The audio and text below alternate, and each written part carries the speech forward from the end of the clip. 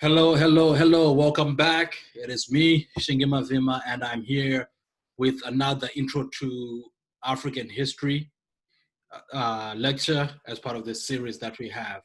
And today last week we spoke about the Scramble for Africa and the seismic event that it was, which essentially, I wouldn't say initiated because the Europeans have been making their presence in Africa felt already, but it jump-started it, right? It really invigorated the colonial era, the European colonial era in Africa. So today, but you all know the African groups, individuals, communities, states, empires, we're not going to take this lying down, right? So beginning this week and maybe for 2 or 3 more sessions thereafter, we'll be focusing on the different ways in which the African groups offered up resistance to the scramble for Africa and to European occupation. And today we are focusing on, let's see if we can get started right away.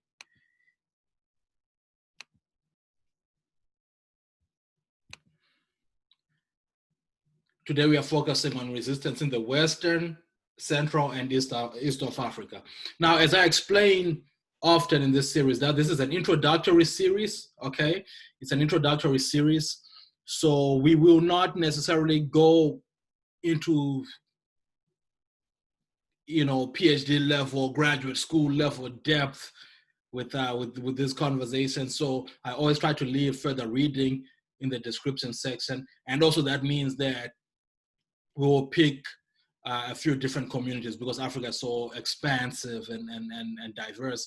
We'll pick a few different communities from those spaces we just described that we'll talk about. So if you feel like a community you're particularly invested in is not spoken about, please charge it to my head and my space and not to my heart, right? And like I said, I'll try to find other people who talk about those things as well and put them in the description section. So without further ado, let's go ahead and get started. So first, we're talking about resistance in the Western Sahel. When we talk about the Western Sahel, we're talking about, it's also known as the Sudanic region, and it's largely coincides with this line here, this line that has been drawn over here, that I'm following with the cursor. That's largely what is known as the Sahel, this sort of semi-arid region that occupies the space here. And of course, the western side of it, is predominantly these areas here. Now, for a long time, the French, even before the scramble for Africa, the French had been making their presence felt since maybe, increasingly so, and started to really rev up their presence in the 1850s. But they particularly got aggressive between 1879 and 1881. Remember, that's 3 or so years removed from the scramble for Africa, where they started building forts in up and down the Niger River into modern Mali and Senegal, as well as railways and these things. So started to intrude on the existing empires that were there, which included Amadou Sékou's Tukolor Empire, right? And Samori Toure's Mandinka Empire, okay? All within this general region here, So that happens. And both groups historically there were 2 different empires, two different states, and they'd historically been at odds with each other, but both also recognized the French threat and were both fighting against the French for the next 2 decades. But of course, they fought them separately for the most part because they were also, themselves were historically opposed to each other. Amadou Sékou had initially thought he could appeal diplomatically to the French and see if he could establish ways in which he could be protected, and that would be mutually beneficial to both the Tukolor people and to the French as well.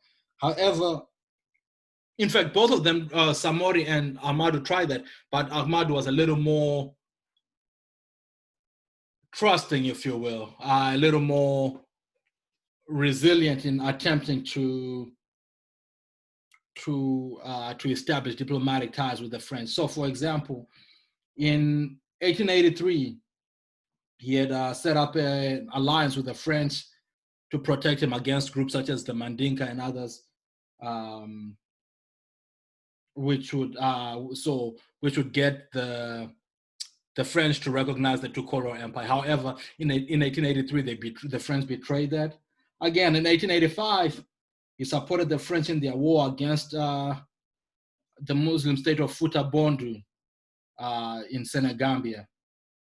And again, after that, even though he had caused it up to them, they betrayed him again, such that that's in 1885. In 1887, he agrees to another treaty. Talk about, man, get the drift, yo. He was again betrayed, and the French even started attacking the Tukolor's border fortresses, right?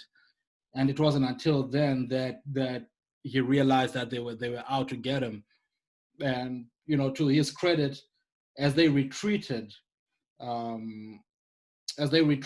they refused to surrender and continued to push back. And it wasn't until 1893 that, and in a story as old as time, the French finally appealed to political divisions within the Tukolor Empire by propping up Ahmadu's own brother as sort of a puppet king, which led to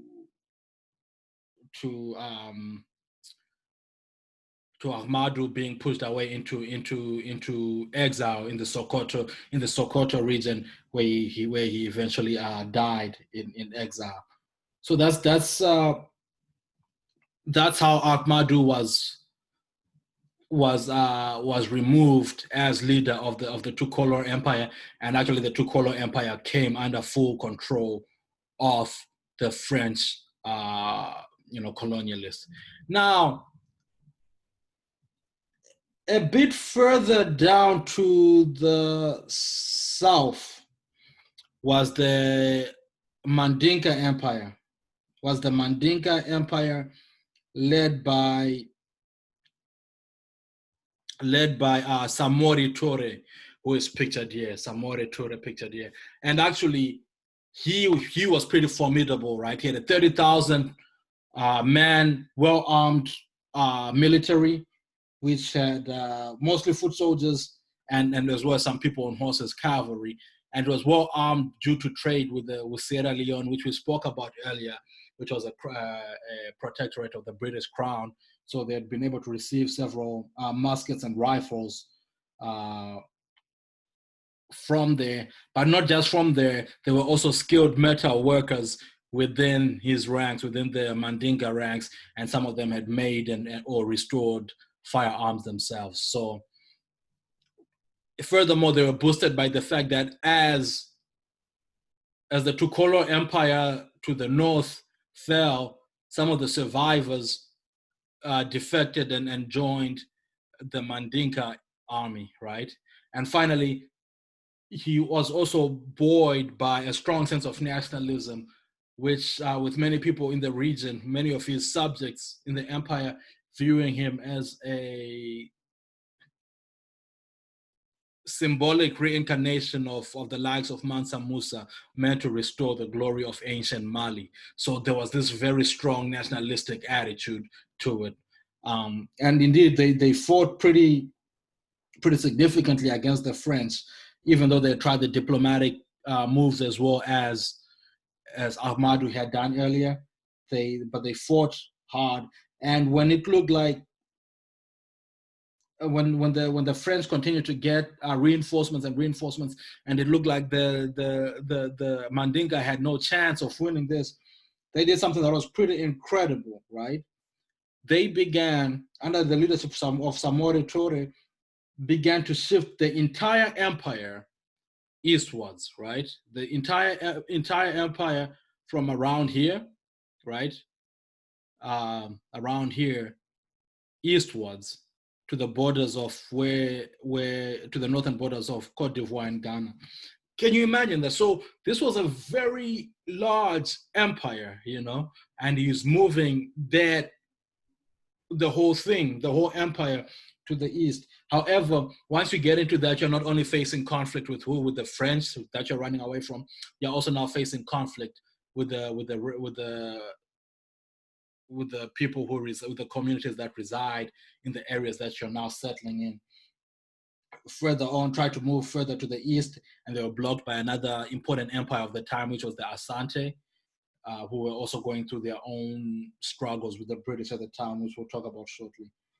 So,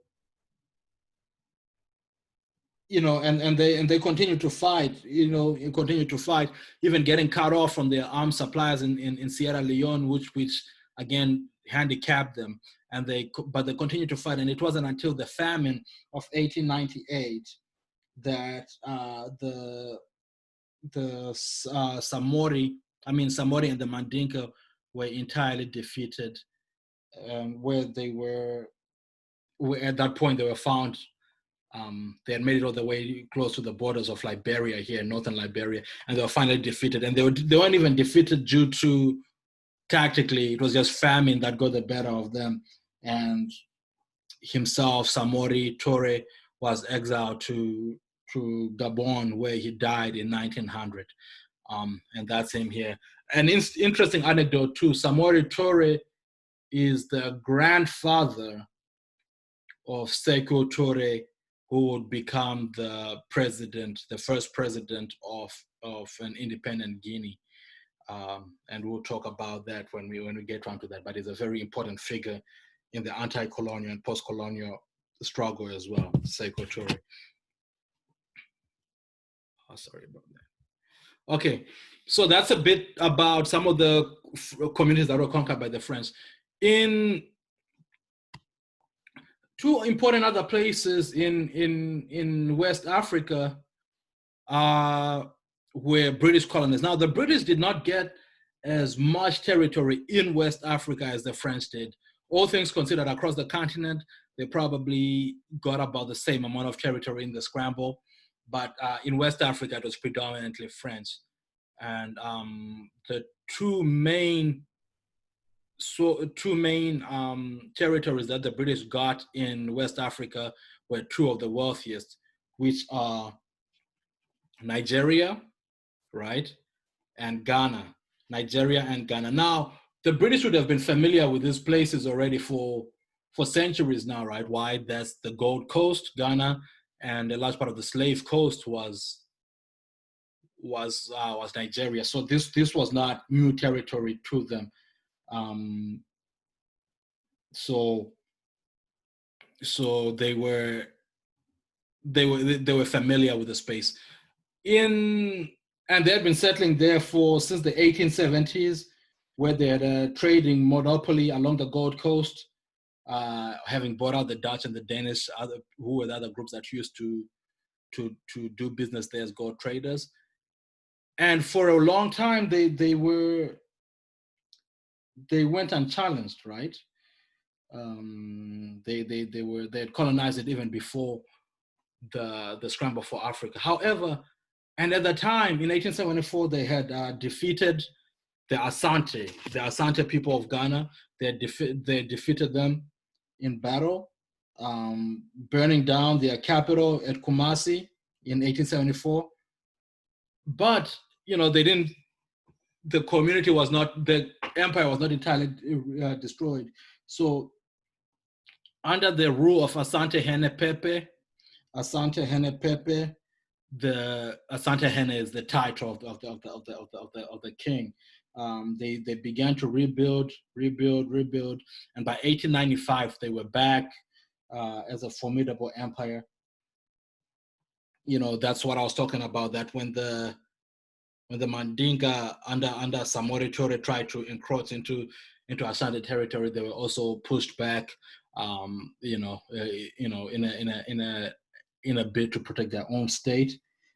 And the British, in the same time, the British, right at the same time, in the mid 1890s, was also trying to protect its gains of the region from the French advances and these other groups. So both groups, the Asante and the British, are being very protective of this region. But the Asante are not directly confronting the British at this point. They are waiting for the right time. Then in 1900, they attacked the British and did so formidably that they almost expelled the British, won a series of wars and almost expelled them from Ghana.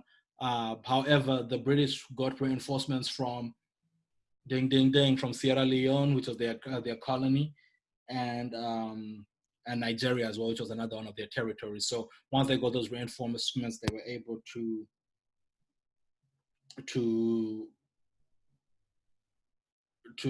conquer the Asante and establish themselves. And actually, the Asante Henepempe was exiled and his family were exiled to Seychelles, right? So it is also very interesting to see here how many of these emperors or kings who were defeated were exiled and not executed, right? So that's something to think about why that was the case. Some scholars have suggested that it was a mutual respect between the Europeans and these leaders who understood that they were just fighting for their own people as one would. So that's one hypothesis. Another one was, which I tend to believe, was you don't want to make figureheads of these people. So, for example, if a vastly popular Asante Hene or king is killed, it might become a rallying point for further resistance. So, but at least if they are alive and they're allowed to flee and they might live a decent life somewhere else, it is less likely to inspire continued uprisings. So those are two theories that have been offered. I'll challenge you to do further research on why that may be so. There is no, that's as far as I know about that. In any case, Nigeria offered a different sort of challenge, right? Where involvement in Nigeria by the British at the time of the Scramble for Africa was a little more limited than it was in Ghana. They only had a few offices, a small coastal colony in Lagos, right? Nothing too crazy. But by the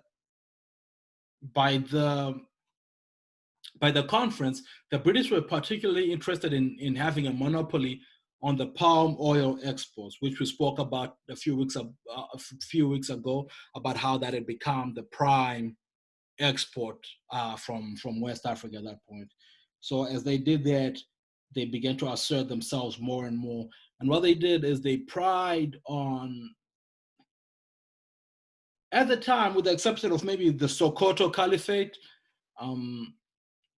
the different peoples of Nigeria were largely fragmented. There was not a dominant empire in the form of the Tukolor or the Mandinka or the Asante, as we've seen. So there were strong groups, strong, vibrant groups such as the Igbos and in Yoruba land and such.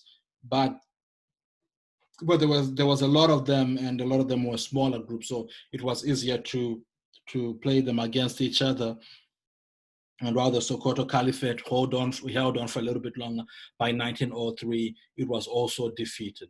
So that's how the British got control of their spaces in West Africa. And pictured here is the Asante Henepempe.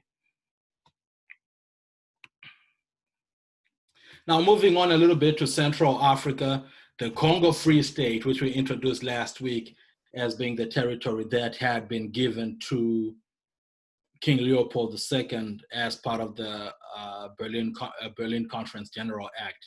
Now, when we say free state, right, it is very important that we get no we are not mistaken about that. We get no illusions of freedom as we understand it today. It was only free in the sense that, one, it was open for navigation to the other signatories of the of the Berlin Conference General Act. So France, England, France, Great Britain, the US, these guys could come in and navigate it freely. That's one. Secondly, it was also free from Belgian control. It was the king's personal property, so it was free from the Belgian Empire.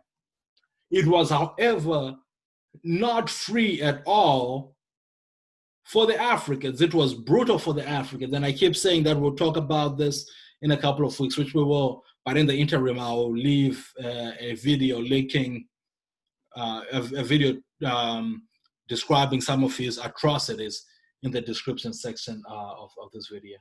So the Congo Free State, even though there was a lot of buy-in from the other signatories, it also faced stiff resistance from two important groups on the continent itself, right? One of them we've already spoken. We've spoken about both of them in previous videos, but the two main groups that resisted were the Swahili Federation, led by Tippu-tip, right? The Islamic trader Tippu-tip, and the Yeke Kingdom, led by Msiri. Yeke Kingdom, led by Msiri, who Msiri is pictured here. We've had pictures of Tippu-tip before, but this is Msiri here. And Tippu-tip's federation in particular was particularly a problem for King Leopold. It occupied a third of the Free State in the east of what is today it's in the Congo Basin, but a third of it was under the control of Tippu-tip, right? And when challenged by King Leopold that this was his space now, he argued that he owed allegiance to the Sultan of Zanzibar, Sultan of Zanzibar, which would have been solid in the past, because the Sultan of Zanzibar previously had been backed by the British, throughout the 19th century, had been backed by the British because the British wanted to make sure that the other European countries did not,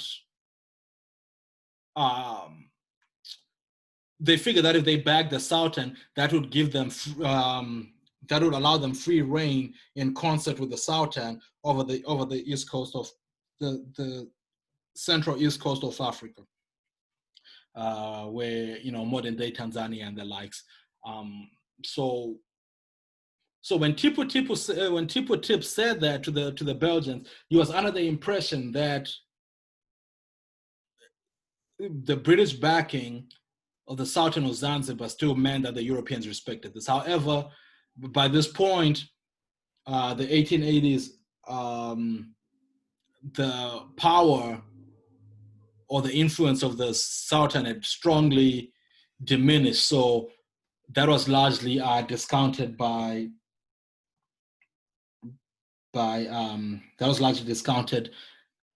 King Leopold. So what that did then was King Leopold offered Tippu-tip control of, sort of governorship of that territory, of that eastern side of the Free State, in exchange for his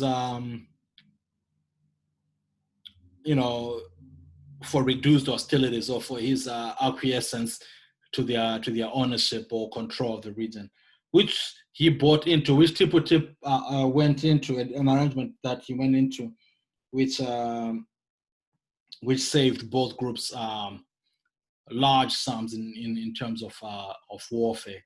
However, because it was a federation, so he went into this arrangement, and eventually he himself went into retirement in 1891, chill, because he had made it out okay. However, because it was a federation, right? Many of the Swahili groups that he represented, or that came under his federal control, were not pleased with this. They were not going to eat off of this arrangement. So they continued to fight back.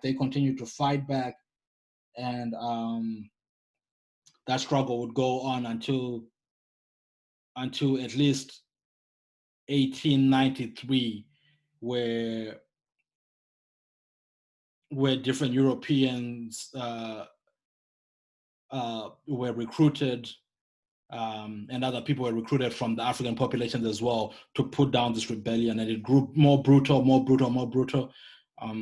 The local Belgian officers launched an all-out attack on the Swahili strongholds, and in 18 months, the Swahili resistance was finally overcome. So even after Tippu-tip was gone, the Swahili groups continued to fight and were finally defeated by 1893. A bit further down in the south was also, this is the Free State flag here, which we're about to talk about, and the Msiri led the Yeke kingdom, and they didn't have a prolonged resistance, but this is not to say they took it lying down. When Leopold's agents arrived in the Katanga region. Now, Msiri, the Yeke kingdom was largely situated in the mineral-rich Katanga region, which continues to be a thorn in Central African geopolitics to this day. So we'll refer back to it, but this will show why the Belgians were so, King Leopold was so eager to claim it. So in 1891, his agents arrive in Katanga and start to hoist this very flag, this Congo Free State flag. And Msiri retorted, "I am the master here, and so long as I live, the kingdom of Garenganze shall have no other." Immediately, a Belgian officer shot him dead, right? And then immediately after that, somebody from the Yeke kingdom speared the Belgian officer who had shot Msiri dead. And there was no, however, after that, there was no large resistance from the Msiri, and by 1892, they were conquered, and the Katanga region came under the control of the Free State. It's very rich in copper and other such things, so it's a very important, even if tiny province, very important for the geopolitics of the area. So that's why all these things occurred. So this was some resistance offered by these folks here. Now, this ties in as what we were talking about with the Congo Free State. Historically, right, as I've said, historically, the British had backed Zanzibar's claim to the region, right, because this would allow them free access to the region and would prevent their European rivals from gaining a foothold in the mainland without the British actually having to do anything, right? It was just all the Omani Sultan of Zanzibar, who was, all they had to do was just to back him. So eventually, the Berlin Conference meant that the British no longer had supremacy in that region, right? So, and the Sultan's power was declining, which is what we spoke about on the last slide. And as it declined, coming out of the Berlin Conference, Otto von Bismarck claimed Tanganyika as one of his territories, right? And immediately dubbed it German East Africa, and negligible amounts of land were leased back to the Sultan. So the Sultan really had no power here. However, the Africans were not with it, right? And there was a prominent Swahili revolt led by a gentleman who was known as Abushiri, full name Al-Bashir ibn Salim al-Hati, right? Who was a wealthy merchant and plantation owner, and that's him pictured here, who was part Omani from Oman, and part Oromo, which are the folks from Ethiopia, and he led this movement, right? And in so doing, he united the Swahili people, the Hehe people, and the Yao people, right? and the revolution would last for 2 years, and it wasn't until he was overcome in 1889, and the Germans had taken full control of the colony, and also brought in reinforcements from Europe. So he caused such a problem, and to this day he is renowned as one of the heroes of anti-colonialism, particularly because he united the local Arab traders with the different African tribes against German colonialism in German East Africa. Even after he was dead, though, the different groups such as the Hehe continued with guerrilla-style attacks on the Germans until 1898, and only gave up when their leader Mkawa was captured when he faced defeat in 1898 and chose to commit suicide instead of being captured.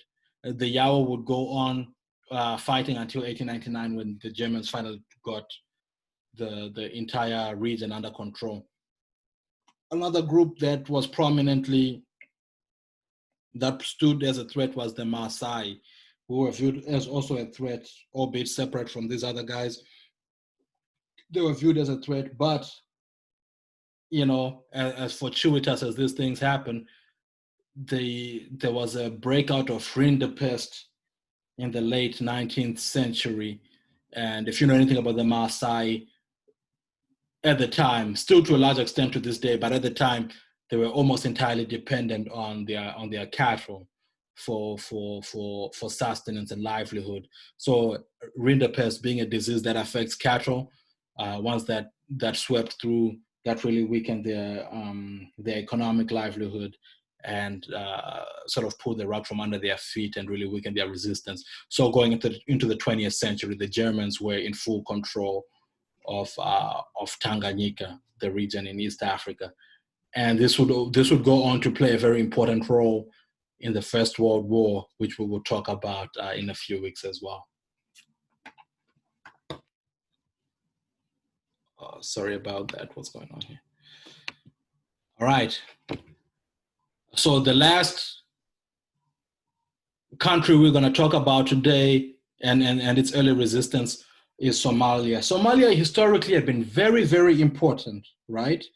It had been around for 100 years, hundreds of years, going back to the Greco-Roman period, where it was a famous site of exportation for things like frankincense and myrrh. There's a very good chance that the three wise men who went to see Jesus at his birth had got their frankincense and myrrh from modern day Somalia. And they continue to expand, bringing in the different groups, the Oromo and other Bantu speakers from the south. It's a very vibrant society. Mogadishu became the most prominent northeastern Swahili Swahili coast trade site, right? It was very, very important, where things like cotton, cinnamon, and these other things came through. It started to decline in value, however, in importance. Mogadishu did, which is the capital of Somalia to this day. It started to decline in importance because of the transatlantic slave trade that had made things like cotton dirt cheap, due to slavery and whatnot. So people would rather get their cotton and other such things from the Americas, as opposed to Mogadishu. Even then, it still remained very important, but its importance was somewhat diminished. So when the scramble began, due to its historic importance and its proximity to the Suez Canal and as a pathway to India, and its cultural importance with big Muslim cities there, some significant Christian populations there as well, it emerged the most fragmented state on the continent, right? Most fragmented, with different groups laying claim to it. The British wanted to safeguard their route to the Suez Canal to India. The Egyptians pressed into the interior and wanted to claim the Muslim city of Harar.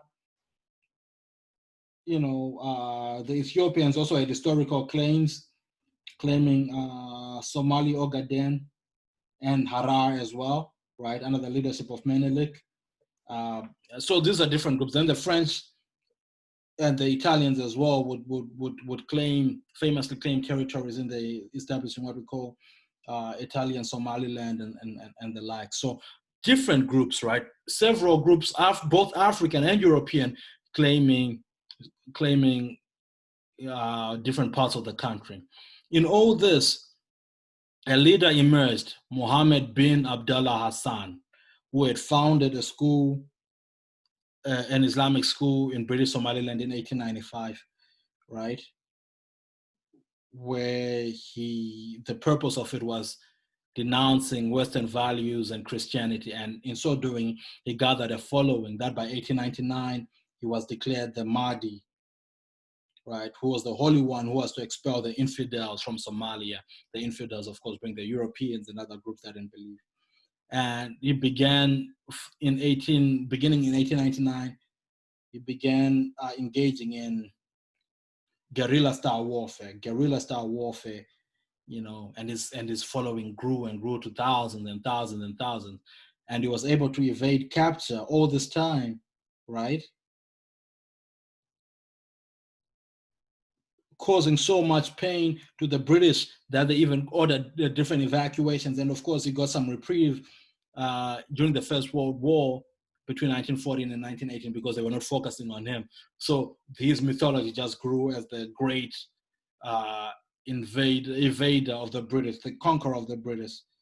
And he continued to escape even when his group was finally conquered in 1920. He himself escaped and died in freedom. Actually, he died from pneumonia in 1921. So that's him on the statue here, viewed as that's in Mogadishu, viewed as a paragon of anti-imperialism in Somalia, Mohammed bin Abdullah Hassan, who was never captured, for whom there's a lot of mythology surrounding him. And yes, so that's a little bit on some of the early resistance in West, East, and Central Africa, right? So that was a little bit shorter than usual, but 3 things to remember. Think about the 3 prominent African resistant leaders post-Scramble, right? Who are some of these guys? We spoke about Hassan, who we just spoke about, the likes of Tippu-tip, the likes of Samori Tore, and others, fill in the gaps, right? What were some of the ways that their resistance was squashed? What would often happen? There may be, preying on political divisions, these sort of things, and they're just being overpowered by reinforcements. Just build your own list and see what we come up with. Then finally, just a little bit of trivia. What community suffered more division than others on the continent at the end of the 19th century? That's the last thing we spoke about in this. So thank you so much for joining me. I look forward to talking to you very soon. In a couple of days, we'll upload the next PowerPoint. The next PowerPoint or the next lecture will focus on Southern Africa and their resistance to the Scramble for Africa. So thank you very much, and keep reading, keep studying, keep watching. Like and subscribe this video. Tell somebody to tell somebody to tell somebody.